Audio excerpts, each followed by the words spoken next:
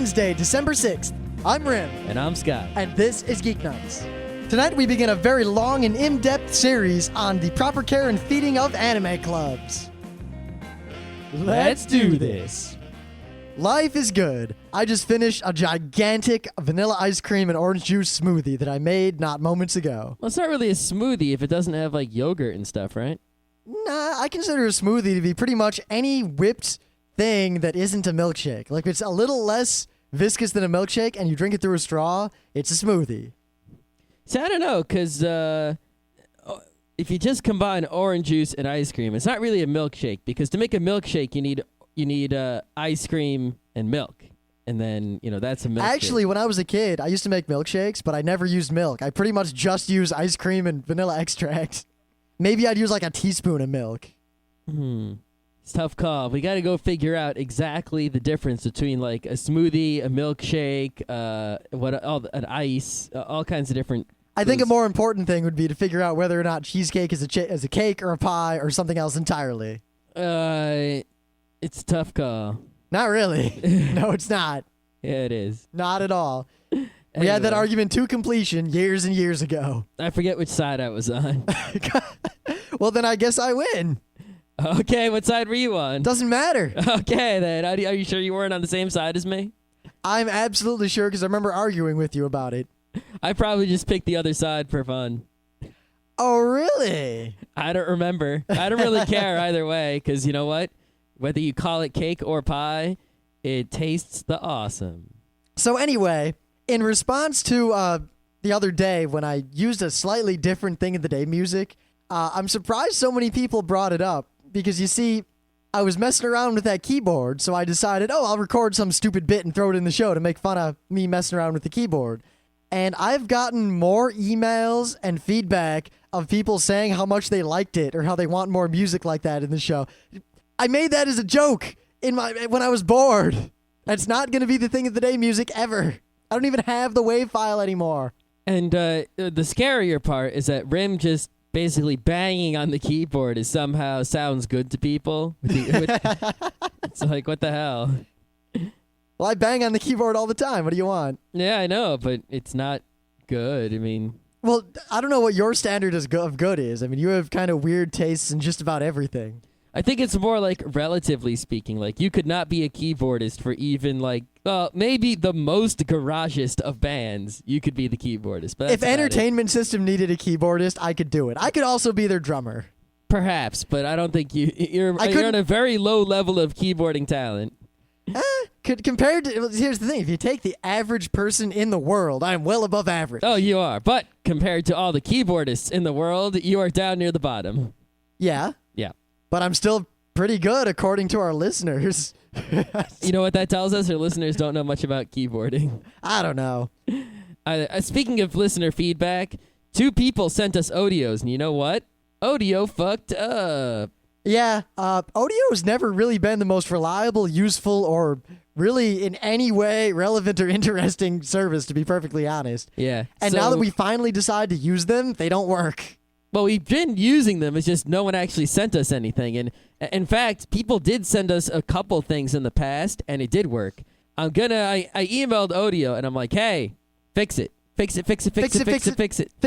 And we'll see if they fix it or not. But I think if it's not fixed pretty soon, and I'm going to try testing it to see if I can make it work, and going to send ourselves an Audio and, try different things. If I can't make it work, I'm just going to give Audio the big double deuce, and we'll make fun of them and tell everyone never to use them again. And you can just send MP3s attached to emails. Yep. And also, in the mini contest we're having, we said we wanted it to be 30 seconds long. Yeah, the 2 audios that we got that we were unable to listen to because audio sucks, one of them was 11 minutes long, and one of them was 5 minutes long. That's a lot more than 30 seconds. Are you sure they weren't 11 and 5 seconds? I'm sure. Absolutely sure? No. Oh, okay. But I'm estimating to the nearest minute. Either way, much too long, people. Yeah, no matter I guess I'll put it this way. In order for us to play an 11-minute audio, that would have to be some fucking speech. Yeah, I mean, look at it. We spend maybe 20 minutes on the show before the things of the day, and then like 30 or 40 minutes after that. 11 minutes, you're getting like a fifth or a sixth of the show just to yourself. Even 5 minutes, you're getting like 1/10 of the show. So I guess what I'm going to do is for all the long audios we get, I'll listen to them, cut them down into something that might not exactly represent what you were trying to say and play that. Yeah, and you can't complain. So I Well, mean, no one can complain anyway. I know, but we like voice feedback, but if it's too long, it's not going to get played. Of course, now everyone's thinking, well, I'll just give Geeknights the double deuce. They want audio feedback, but they don't want it to be too long, but now audio doesn't work, and blah, blah, blah, blah, blah. Fuck it. You know, whatever.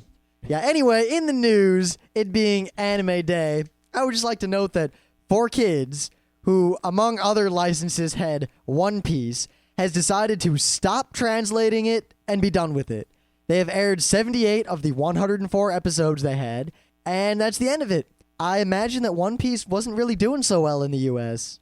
Well, part of the problem is, one, they were not marked. One Piece is something that was only really popular among the anime crowd. You know? Yeah, and even then, a small subset of the anime crowd. It is not like a... I mean, it's a big show in terms of its size. Especially in Japan, it's crazy popular. And there's a lot of stuff. And there's a lot of episodes. There's a lot of movies. There's a lot of manga. One Piece is a lot of stuff.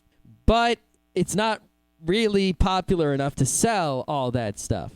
To make matters worse, they brought it over to the U.S. and tried to make it a kids show and not complete an with anime show. with the editing required.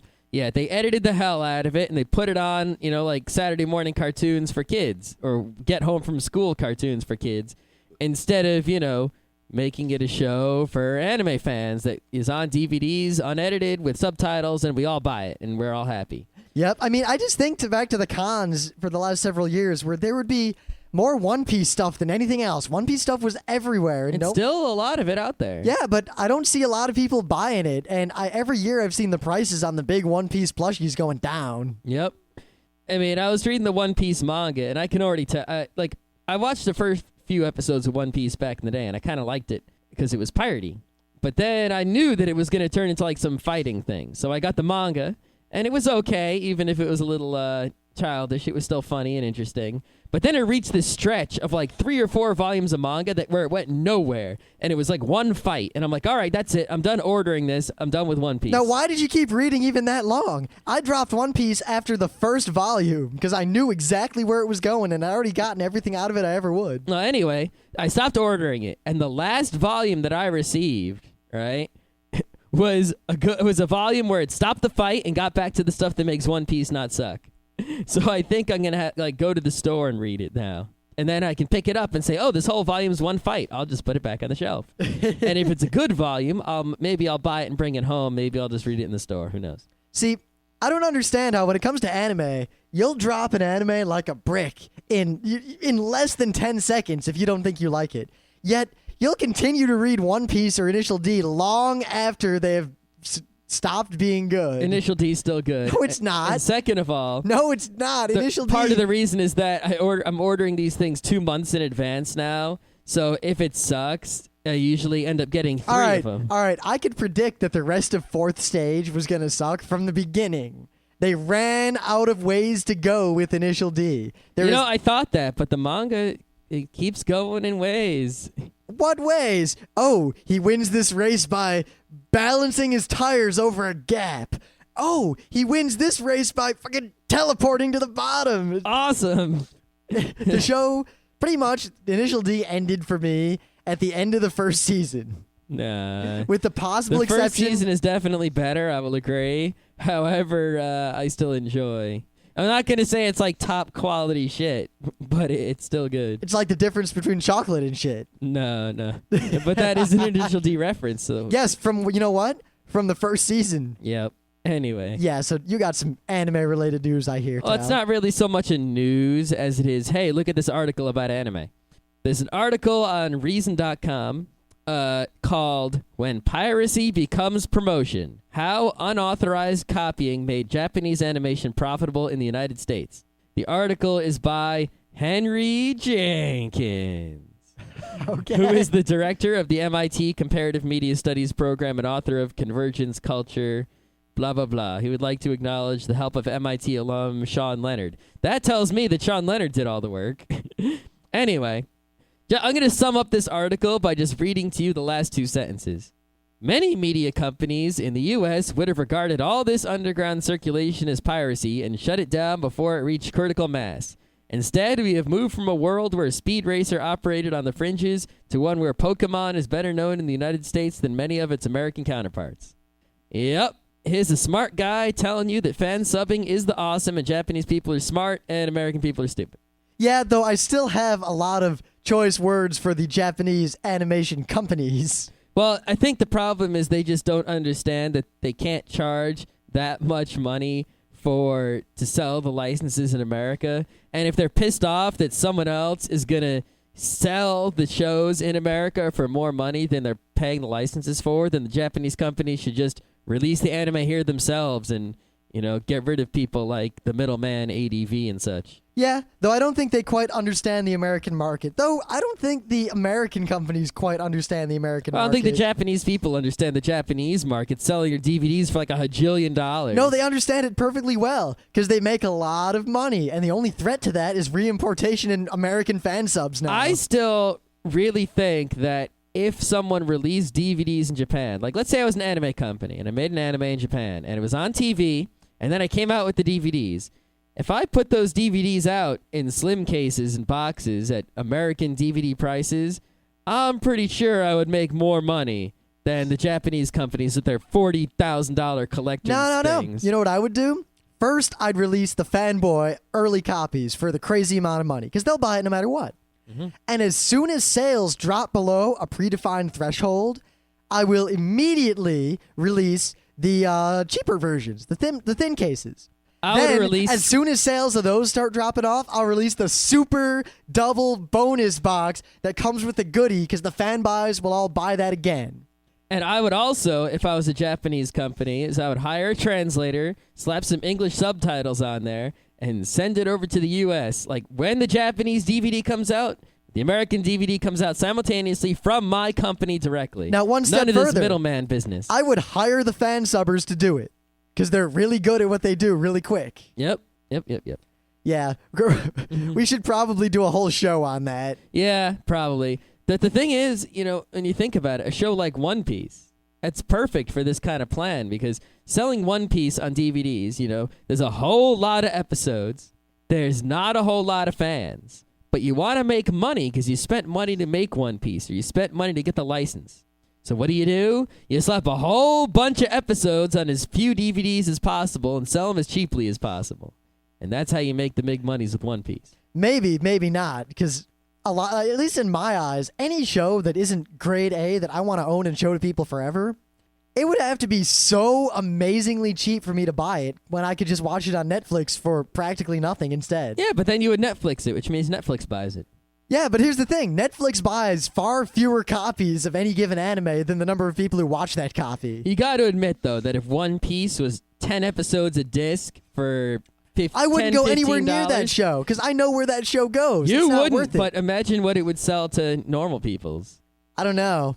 If it was unedited and properly done and all that. Oh, yeah, if it was unedited and all that. But even then, I don't think you'd make as much money as the people in Japan make by selling it for a lot of money to the super fanboys. That's just because it's more popular in Japan, I think. When you have a lot of stuff and it's not very popular, you have to sell it. Yeah. In Well, big I agree clumps. with you in that One Piece has already pretty much failed over here.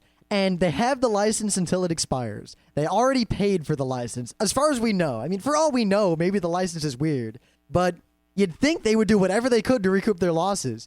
And flooding... it doesn't cost too much to print up pieces of plastic. Yeah, I mean, even if they haven't made a profit yet, they're either going to lose more money, or they could just flood the market with super cheap One Piece DVDs. One, it'll sabotage anyone who wants the license in the future, and maybe they could negotiate a better deal if they ever wanted to pick it up again. And two, they would at least recoup their losses. Well, that is a good thought, though. It's like, if you flood the market now, maybe you can make more money by selling the license to someone else than you can by, selling a whole bunch of DVDs now. Or maybe, if you were evil, threaten the Japanese company and say, we have this license.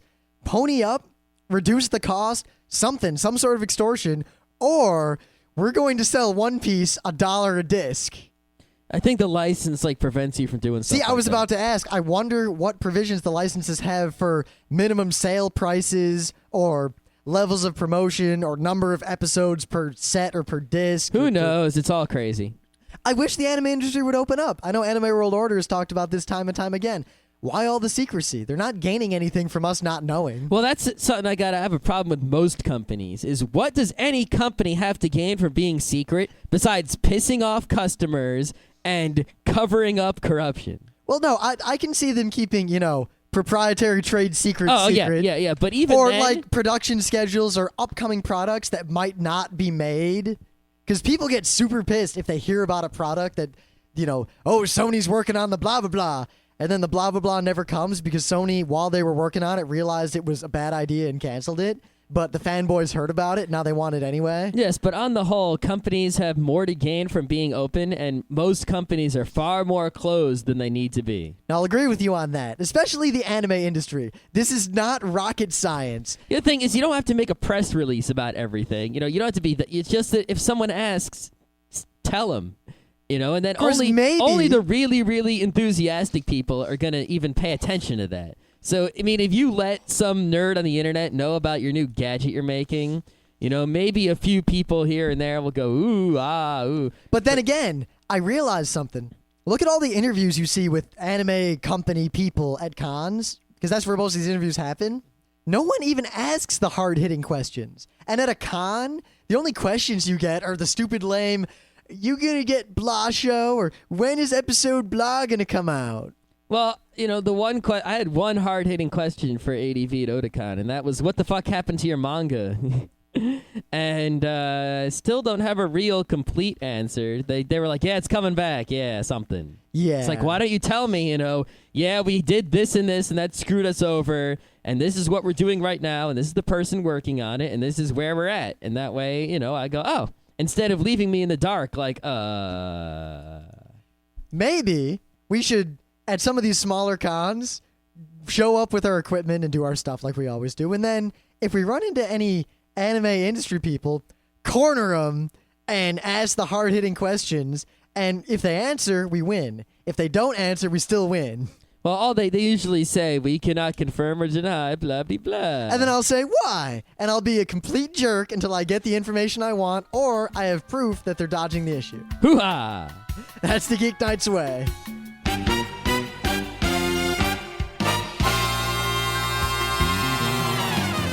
Things of the day. We've got double Asian action today.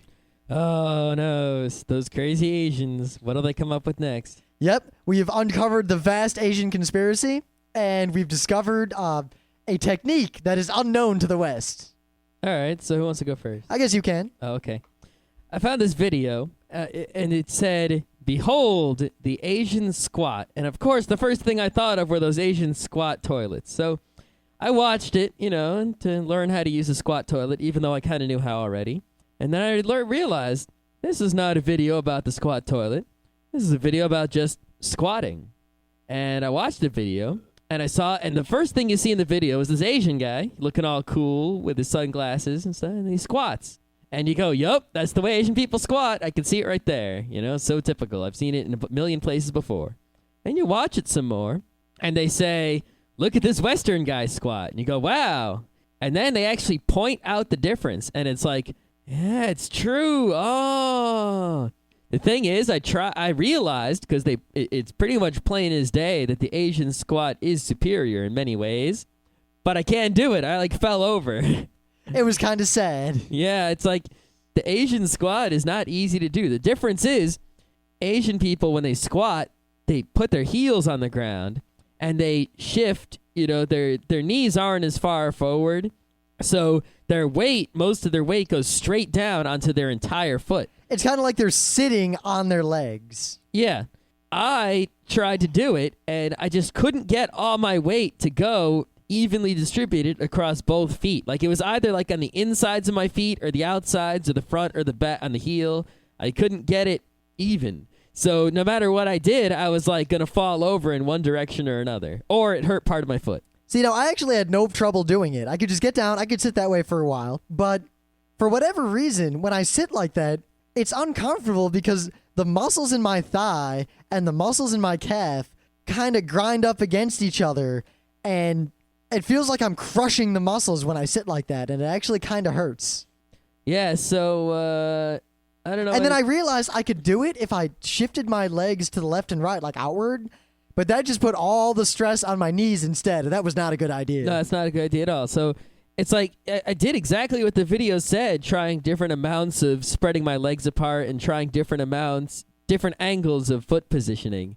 And I don't know, the Western squat, while it does have the deficiencies that they state in the video, it still works better for me than any of those Asian squats. You know? See, I just remember Emily used to always tell me, like, the Yankees squat, like the way, like if you see a punk kid in Japan, he's kind of squatting outside his store, they laugh about, like, yeah, it's the Yankee squat. Uh-huh. And it's kind of, I remember she showed, it's kind of different from the way they squatted. I'd show it to you right now, but I don't want to move the microphone or anything. Yeah, so I want all our listeners, watch this video and try to do if you're Asian, try to do the Western squat.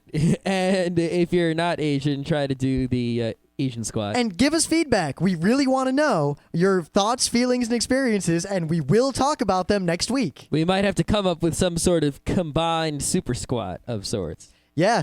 Hey, if we do this right, we might come up with the superior squat for the future generations of America and Japan. I have a feeling that the superior squat is, number one, have a body conducive to the Asian squat and do the Asian squat properly.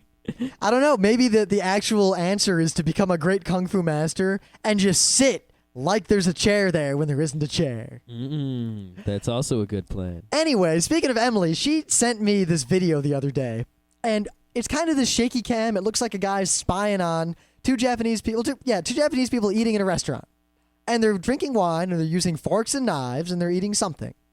And they go on to talk about how they've pulled a fast one over those thick Australians. And the guy's like, yeah, so you know this fish? We get him to eat it raw. What? No way. Even better, we don't give him a fork and knife. What do you give him? Just 2 sticks. we make him take their shoes off. We make him sit on the floor. It's obviously something that was filmed like for one of those variety shows as a comedy bit, but it's kind of funny. What can I say? Lol. I mean, didn't you ever wonder if like, say you have a friend who's from a country you don't know much about, and they tell you like, oh, it's customary to do blah, and blah might be a little weird, and maybe you wonder, are they making this up just to mess with me? In old country, you spit in face for happiness. And in old country, you spit in face for luck. Yeah, it's quite an old joke, and you always wonder, like, if you're going to another country, it's always good to study the customs there. Yeah, before you go. I would recommend, however, you don't use Wikipedia and only Wikipedia. Yeah. Dude, we should go on Wikipedia and insert, like, a strange custom into every weird country. Huh. Yeah. Maybe in terms of the squat, if you guys are telling us about squats, tell us about a weird thing that we should add to Wikipedia. Granted, I won't do it because I edit Wikipedia for good. This is all Scott. I'm not going to do it either because mine won't be as funny as other people's. Well, maybe someone else should do it. And yeah, pick a country, pick a weird custom that's not true, and add it to that country. But make sure it'd be best if it's something that sounds true, and maybe you have a little bit of evidence for, so it won't get deleted. Even better, do it, and then in the forums on Geeknights and FrontRowCrew.com, put a link to the article you put it in, and see if anyone can pick out without cheating what you added. Before it gets deleted by someone else. If it does, I mean, I'll tell everyone a secret. The key to slipping bad stuff into Wikipedia is to do it to articles that people don't care about or to articles that don't have active, dedicated maintainers. So you've got to do this to the countries that no one cares about.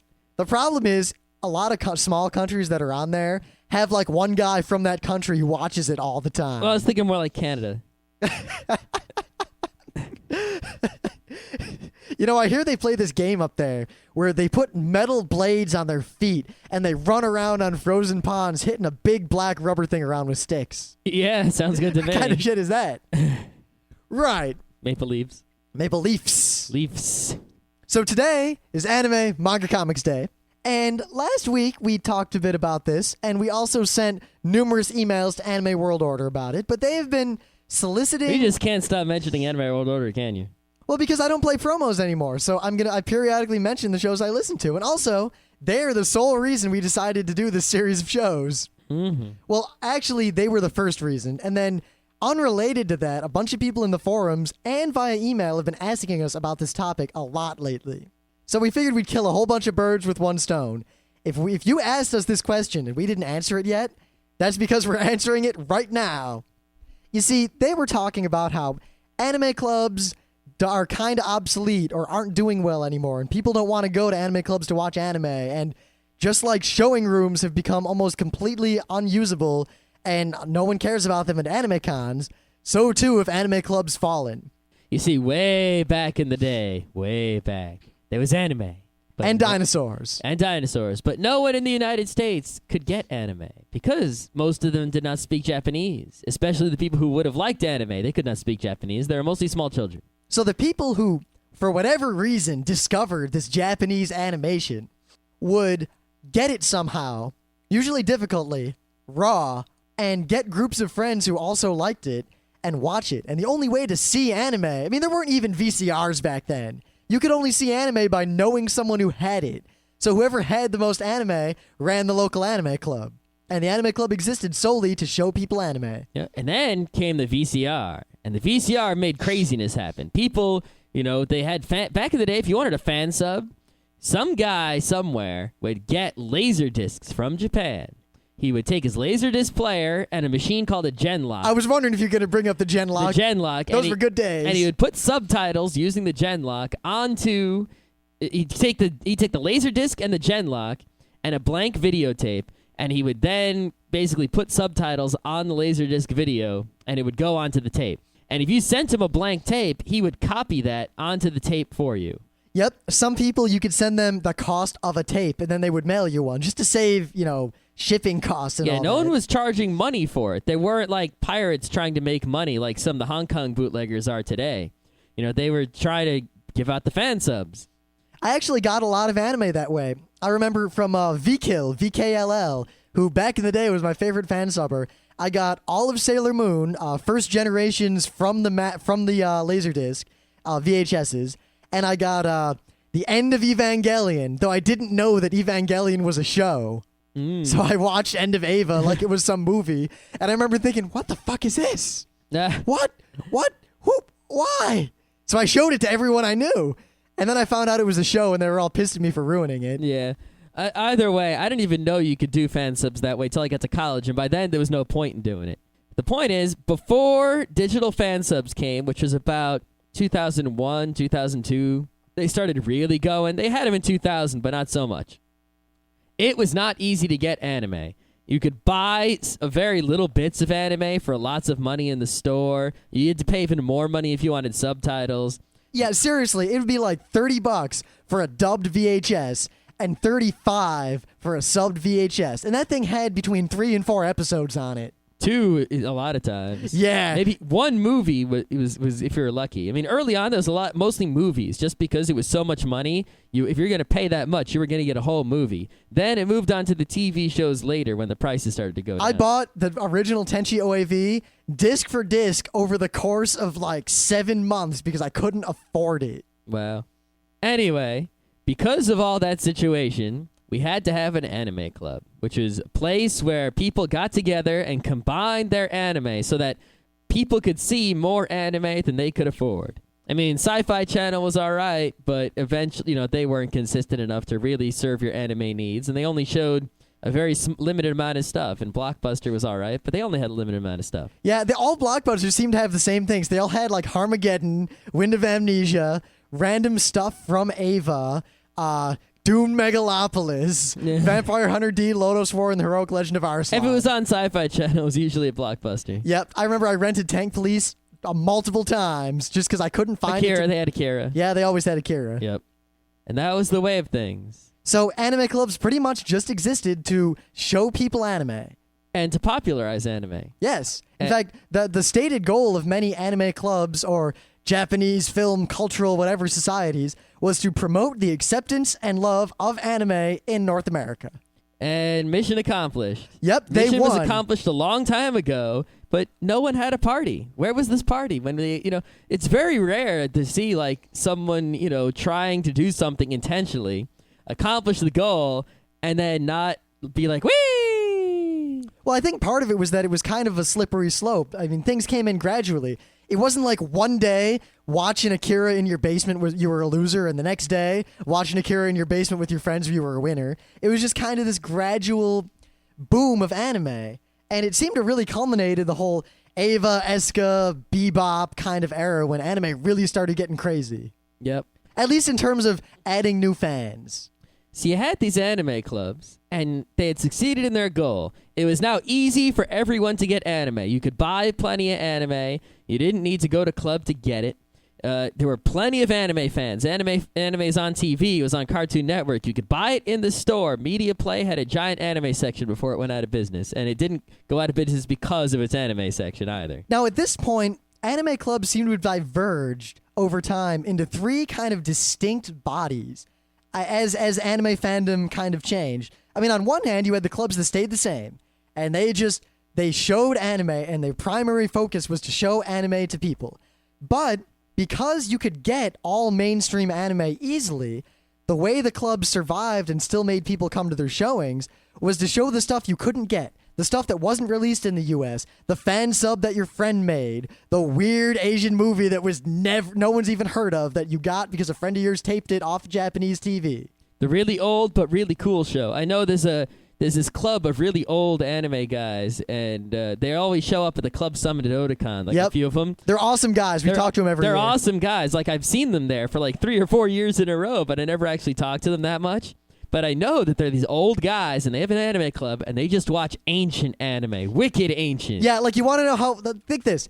8 Man After was an animated movie that I saw a long, long time ago, and I really liked. And it's kind of old school for someone like me.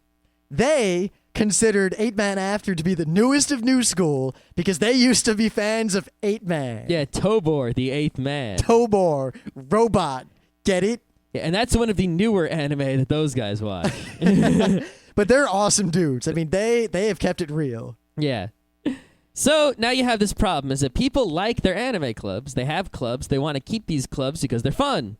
But people aren't going to the clubs because there's no need. Well, I said the three ways clubs diverged at this point, and they all stayed successful. I mean, the second way was some clubs moved into running conventions instead of having clubs. And the third way, the way we're going to talk about today mostly, was the clubs that transformed into social clubs that were centered around anime as opposed to anime clubs that included social elements. Well, there are the clubs that refuse to transform. Oh, yes, but they died back then. Yeah. Or some of them are still around, but they're still dying. Yeah. Though I'd say that most of those clubs transformed into the first kind, the ones that survived by showing the stuff people couldn't get. And that was fine. They still served that purpose.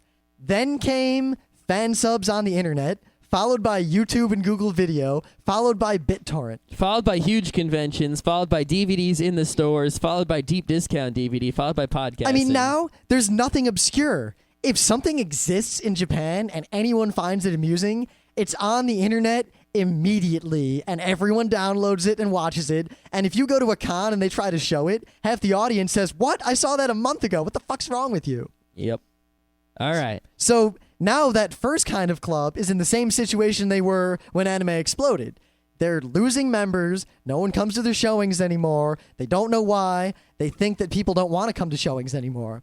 And we're going to do a whole series from this point on, various weeks, on how anime clubs have to be run to be successful, how to run an anime club, how to maintain an anime club, how to start an anime club, how to promote anime, all that stuff, all rolled into one. Well, the first thing is, because the old goal of anime clubs has been accomplished, if you have an anime club now, what's the goal? Yeah, and that's something you really have to think about because there's no clear answer anymore. There's no right answer anymore. Well, there wasn't a right answer to begin with. Well, there really wasn't. The thing is, everyone else came up with the same answer independently. Well, back then, there really wasn't an answer other than to promote anime or possibly to enjoy anime itself. It was just something anime or anime something. Mm-hmm.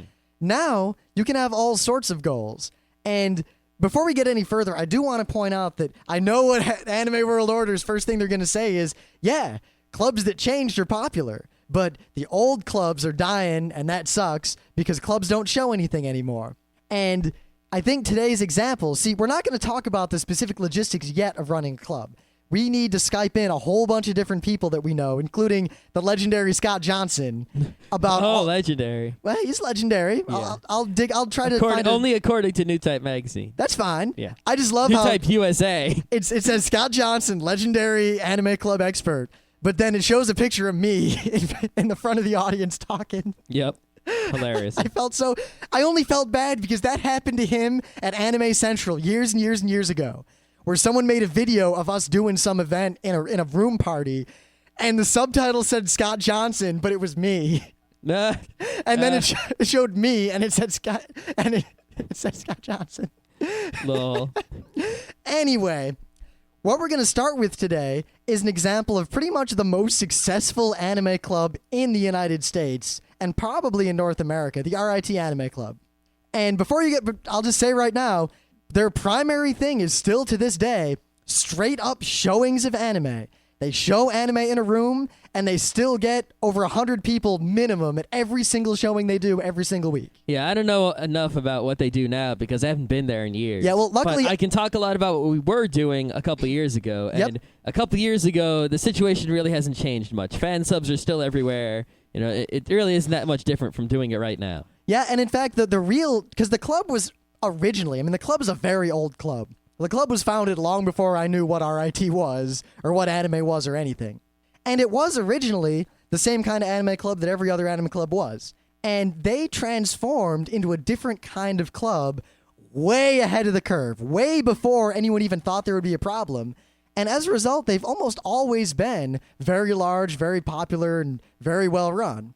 But don't forget, don't argue that they're a different kind of club and that that's bad, because they still show anime straight up. That's their primary thing. In fact, they show anime like 3 times a week. Yes, and they get as many people at those things as they do as all the other things. Yeah, part of the advantage is being at RIT, which is you're basically sitting in a pile of nerds. Yeah, I mean, look at RIT. They have an anime club. They have a Japanese culture club that's separate from that. They have a Go club. They used to have 2 anime clubs a long time ago. Yeah. Competing. They have a gaming club. Separate from that, they have the Go club, the chess club. I think there's a shogi club now. What? I don't know if it came to be, but I know people were trying to start it. Wow. And a video gaming club that was separate from the other gaming club. Yeah, there was video gaming and then gaming. And then chess and all that and all these other separate clubs. I mean, there are a lot of geeks at RIT.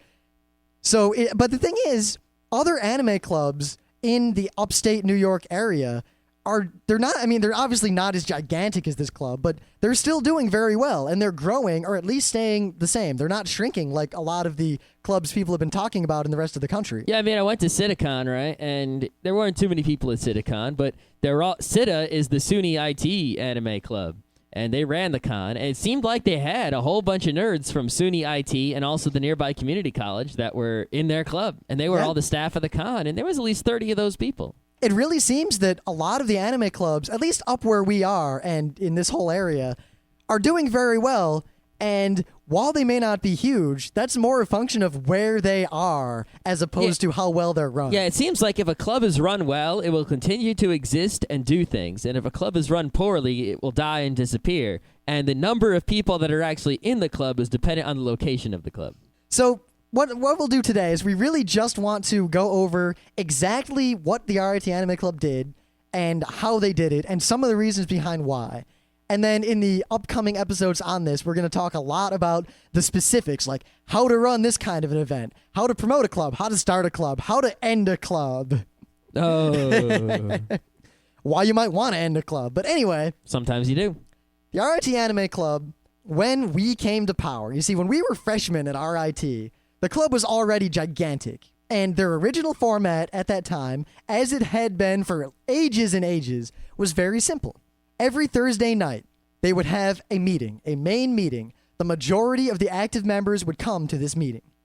In addition, periodically, on weekends, they would have anime marathons. They would pick an anime and show the whole thing all the way through as a one-time event, like a Saturday, Sunday, or a Friday, Saturday. Mm-hmm. They would have quarterly social nights, which are basically a small convention. I mean, RIT Anime social nights are seriously larger than some anime cons I've been to. Yeah, basically what they did at the social night is they get a few rooms, they set up some video games, they set up a VCR, and they showed some anime on it with a projector, and maybe a little DDR tournament, maybe something like that, and then a table full of manga to read. A Trash Talk Mario Tennis tournament. And that was that. Yeah, maybe an anime. A lot of people showed up and hung out all night having fun. Yeah. They would also, periodically, and these came and went depending on how much money there was, have anime dance nights with live DJs, anime and Japanese techno and dance music, and crazy parties. Yeah, they did that, and then they didn't do it, and then they did it again, and it was sort of an on and off thing. Yep, that sort of thing requires a lot of resources that aren't just human resources, so they're kind of hard to pull off for even large clubs. Yep. Unless you want to do them shoddily. You could do anything shoddily. Yeah. And if people don't know good from bad, like if they don't know good piano playing from Rim's piano playing, then you can get away with shoddy. Now, they also had club days where they would sit somewhere prominent on campus and just promote themselves and, explain what anime was to people who didn't know. And a surprising number of people didn't know. Yeah, it was scary. Like, they would put up posters all over the school full of nerds, and they would send emails to everyone in the whole school almost who cared. And they did all this stuff to say, hey, come to the goddamn anime club if you like anime. And you know what? There were still people who liked anime, went to RIT. Multiple years. Went to classes there for multiple years, and somehow did not know that the anime club existed, despite it being huge. They'd walk past an anime club flyer. They'd come to us and say, holy shit, there's an anime club? Yeah. Where can I join? Wow. Yeah. Now, there were all other one-off events. Like a couple times we rented a local movie theater and showed anime in that. Well, we got the local art theater showed Spirited Away, so we just bought all the tickets. Yeah, well, we kind of half convinced them to show it. Like, we talked to them a lot about it, and then they agreed they'll show it, and then we would buy all the tickets, and then the whole anime club went and watched the movie in the theater. Yep. Along with a bunch of other people from the area. Mm-hmm.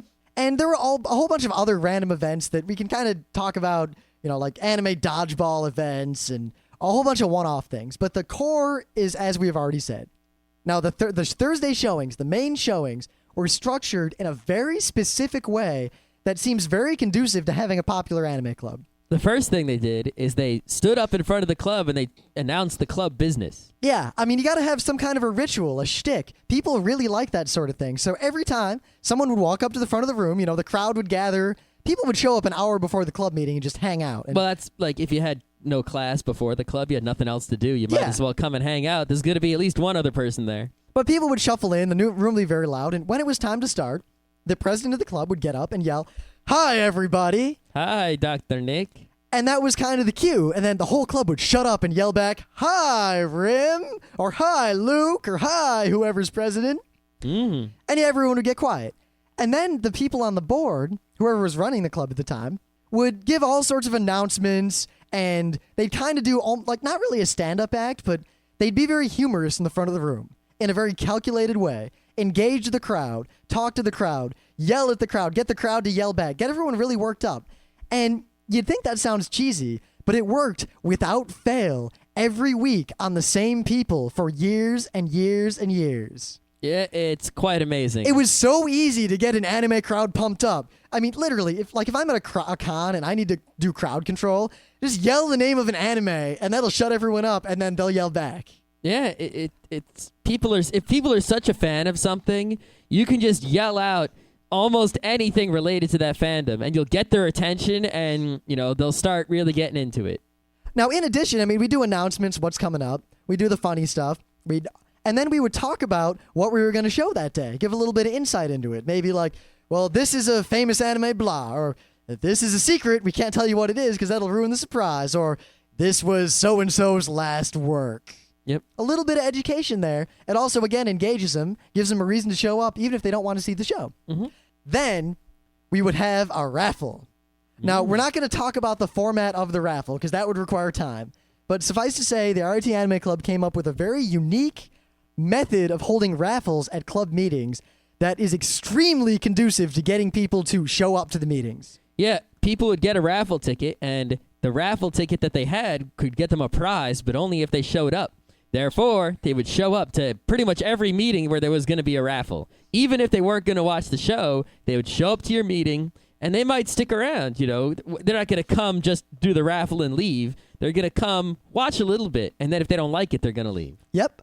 Then we would show the anime music videos. See, we had people in the club on the board whose only job was to find good anime music videos that we hadn't shown before. Every week. Every single week. That's 30 weeks a year you need to find 3 or 4 good music videos. Not easy. But it worked really well because people would come, even if they didn't want to watch the show, they would come for the announcements and all that, and they'd come to see the anime music videos because it is almost impossible to find the good anime music videos on your own without someone else telling you where to look. Yeah, I mean, you could go out and get the music videos yourself off the internet. That's not difficult. And, the thing is, to know which ones are good, to act as a filter is like this service that does not exist. You go to animemusicvideos.org, it's not easy to pick out the good from the bad. It's actually quite difficult. We have YouTube now, but even then, it's really hard to pick out the good from the bad. And a lot of times, like, you'll know a good video because it won an award at a convention. You can't find the place to download it on the internet. It's just not, it's nowhere. Yep. And if the Anime Club, provides all the best videos every week on the screen, it gets people to come. It gets people all hyped up, especially if the video is humorous. And a lot of people, even if they've seen the show, even if there isn't a raffle, will come watch the music videos. And also, there was the whole, and we'll talk about this a lot through the whole series, the crowd dynamic. People who came to the club had realized, partly due to marketing and partly on their own, that watching these things with a group of people is almost always more fulfilling than watching it alone. I mean, a good AMV, if you watch it in your room, you go, that was good. If you watch it with a crowd of people, if it's a sad AMV, you'll get that collective at the end. Or if it's an action AMV, you'll get people yelling and screaming at the end, and people really get into it.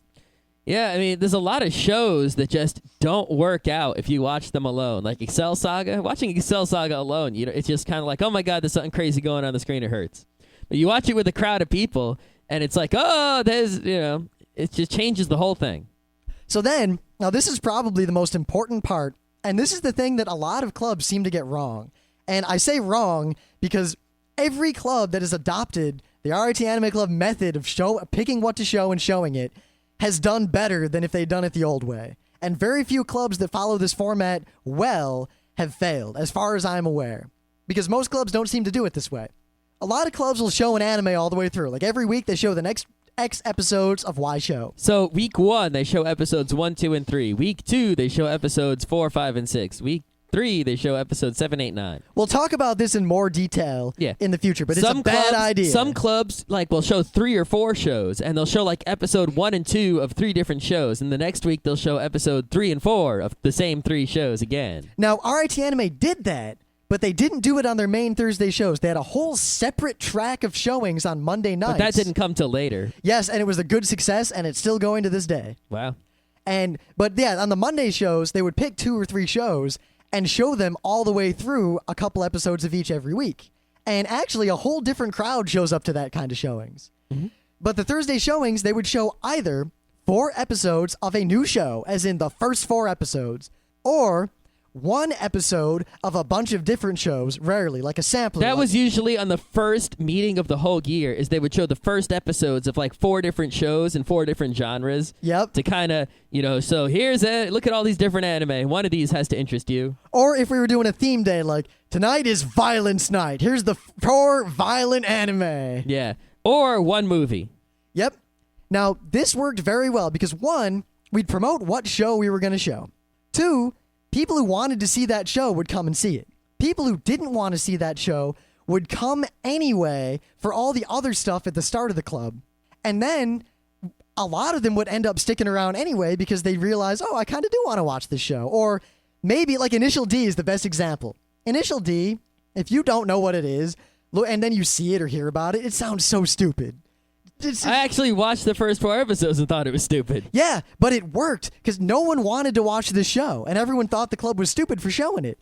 But they stayed and watched the first 4 episodes anyway. 130 people are in the room watching Initial D, and they all walk out like, I don't know what I think about that. And then a lot of them showed up to the marathon a few months later. Yeah, when I watched the marathon months later, I was like, shit. But why do I have to like this show? Because the club shows a different show or a different movie every week, 1, you don't lose people who miss 1 week and can't catch up. Mm-hmm. Instead, you get people who come every week because maybe they don't know about a lot of these shows. We took great pains to pick very specifically the shows we wanted to show to, one, draw people in, and then two, especially later in the year, to expose people to anime we know they'll probably like, but they would never seek out on their own. So we showed a lot of weird stuff, a lot of old stuff, a lot of things that people would never dream of watching on their own, but they trusted us because they knew the club was good. So they'd come, they'd watch this show, and if they really didn't like it, they'd leave. But most of the time, people would get a kick out of it, and hundreds of people would come to us all the time and tell us, wow, I never thought I would have liked Excel Saga, but that show was hilarious. Thanks for showing it. Yeah, I know a lot of clubs, especially high school clubs, they say they have this problem where, the members, all they want to do is watch Naruto and Dragon Ball, and they don't want to watch any of this other stuff, and they keep coming and complaining. The problem is you have this sort of assumption already that the members somehow decide what the showing is going to be. The RIT Anime Club, that was never even thought of, that could be a possibility, that someone else decides what to show besides the people who run the club. Yeah, I hate to say it, but autocracy worked a lot better than democracy. Yeah. Now, part of the reason is that the people who know good anime or old anime fans, they know what they like, they know what they don't like, and they're usually a lot more open-minded about trying something, so you don't need to worry about them. The young Naruto, One Piece, Dragon Ball fanboys who haven't been exposed to a lot of anime don't know that there's a lot of stuff out there they'll like. But because if you have things to get them to come to club other than just the showing, like the raffles, the anime music videos, the funny announcements, the social events, the tape checkout, I'll get to that, then they'll come, they'll watch the show anyway, or at least give it a try, they'll probably like it, and you have just created a more mature, more widespread in interest anime fan. Yeah, you must decide, this is the show we're showing, end of story. It shouldn't even be possible for anyone else to decide what the show is going to be besides the board or the people running the club. Yeah, we'll talk a lot about how to pick shows because that was the primary duty of the board, was to pick the show for each week. We very carefully crafted it to balance between drawing people in and exposing people to new things. Yeah, and don't worry, if there might be some people who only show up when you're showing a robot show, there might be some people who will show up and then leave as soon as the show starts. That's the sign of a healthy club. That's fine. People are coming, people are going. As long as you get people to show up, they don't have to sit there the whole time. Yep. I mean, one night we'd get, 180 people because we're showing, the Cowboy Bebop movie, and everyone's excited about it, and a lot of people come, even people who don't normally ever come. And then the next week we show, I don't know, Big O, and we only get 120 people. But 40 of those people are people who didn't come to the Cowboy Bebop showing. Mm-hmm. Not the Cowboy Bebop movie showing, yeah. Yeah. And then the next week we show Sailor Moon, and 160 people show up. But 20 of them have never even come to Anime Club before, and 40 of them came to Cowboy Bebop but didn't want to see Big O. Yeah.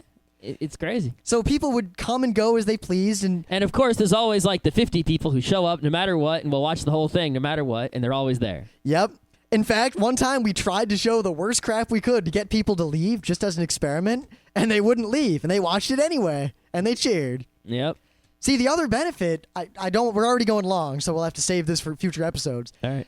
Even bad anime is good in a crowd. Well, some bad anime. Oh, yeah. Some anime is unsalvageable, like Gray the Digital Target. Yes. But if you pick the wrong show and the show's not good and the crowd doesn't like it, they'll stay anyway, and they'll probably have a lot of fun yelling at the screen, making fun of it, talking about how shitty it is, and then leave having just as much fun as if they'd watched a Miyazaki masterpiece. Yeah, I mean, when we first went to the club, before we were in charge of it at all, they would always yell at people who made any sort of noise during the showing.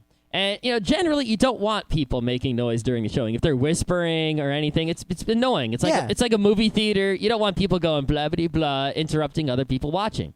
But at the same time, if people have witty and hilarious things to yell out, or they want to laugh real loud, or, point out something or anything like that, go for it. You got to, you don't want to just shut people up, which is what they did originally. You want to encourage one sort of not shutting up while encouraging shutting up at the appropriate times. And we will talk about that also in great detail, because while there is no hard and fast rule, I think we can lay out a fairly specific set of guidelines that if you follow them in terms of enforcing quiet rules, your club will do better almost overnight. Mm-hmm. And then after the showing, afterward, in the Anime Club office, we would have tape checkout, which we'll have to talk about that as a whole episode because Yeah. the landscape of tape checkout and anime libraries is changing. But before fan subs were really widespread on the internet, RIT Anime had always had a gigantic library of tapes that members could check out. And then we expanded that. In fact, Scott Johnson, the president before me, when he was librarian and even when he was president, is known, kind of like in the roles of history, as the president who expanded the library amazingly. He made the library gigantic. He switched us to DVDs. We got rid of old fan subs. It was kind of this reformation of the Anime Club library, which made it even more popular. Mm-hmm. The library existed, one, to give people access to old anime that they couldn't get otherwise, which now isn't as much of an issue. And two, it got people to stay around, even if they didn't want to watch the show. They'd show up in the beginning because they wanted the AMVs. They'd show up at the end for tape checkout and to hang out in the social area during tape checkout. Yeah, the other thing is if people didn't like the show, often they would just go directly to the tape checkout. Even if they couldn't get the tapes yet, they would sit around and talk to each other about anime or whatever, because you have all these people with a common interest. If they're going to a club and they could get the anime on their own, what are they there for? They're there for some sort of social interaction or to get a raffle prize or something, but usually the social interaction. Yep. So if they don't want to watch the show, they're going to want to have some place to go during the show to just hang out and talk. I could talk about when we had the social room, but I'm not going to waste time. Yeah, what we'll do is we're basically going to break up each of the topics that we brought up today, episode per episode, Skyping in relevant experts we know when they're appropriate, and we'll tell you exactly how to do all of these things. But all we really did today was overview how the RIT Anime Club ran its main showings, and even if you don't listen to any more of our episodes on how to run anime clubs, all I can say is that if you try to model your club after the basic idea of what RIT Anime does, I guarantee your club will be more successful than it has been in the past. And if you think that anime clubs are dying or changing to the point that they're not fun anymore, if you live anywhere in upstate New York, go to the Rochester Institute of Technology on a Thursday night and check out the RIT Anime Club. Yeah, what other good anime club? I guess we'll assume that CITA is a good club because Corbin runs it. Well, I guess Delaware, right? Yeah, the Delaware Anime Club I hear good things about. What other ones are there? Actually, there used to be a very active and awesome anime club at the University of Rochester right next to RIT. But apparently there was some trouble with the college, and I think they shut the club down. I don't know if it's back yet. I don't know. It worked out okay because they all just kind of went to the RIT Anime Club. MIT supposedly is a big anime club. Yep, I've heard tell that the University of Michigan has a very large and active anime club. Mm. I mean, not as big as RIT Anime, but still very big and very active, and I knew some people who went to it years and years ago. I know their format was in some ways similar to RIT. I should try to track those people down and see if they are still the way they are. Yeah. There are a lot of big anime clubs out there. On the internet, there's sites that list all the anime clubs. You can find one. They're out there. They're not difficult to find. They're not hiding. They want you to find them. Yep, anime clubs are doing just fine, and they can still be about showing the anime. It's a matter of showing the anime in a way that will be conducive to modern fans still wanting to go to live, well, not live, but showings with groups of people in theaters as opposed to sitting in their smelly dorm rooms watching, I don't know, Negima by themselves in their underwear. Wow, scary. The thing is, the people who are going to do that, you don't want them at your club anyway. Yeah, and we can talk about that too. There's a fine line between getting as many people in your club as possible and keeping the people that you know will cause problems out of your club, or at least minimizing the damage they will do. So I guess the only other thing I'll open up before we end the episode is one, we're going to do our spoilers, final thoughts episode sometime next year. Go to the forums and vote if you care about what show we talk about all the way to the end and spoil all the way through. Two, if you have any comments or specific questions about anime clubs, post them in the forums or send us an email or maybe not an audio because it might not work. And we probably won't get to them right away, but when the episode that is topical to your question comes up, we will answer your question. I guarantee it. Of course, you can just go to any anime con in the Northeast and see us do this exact same thing live, but what's the fun in that?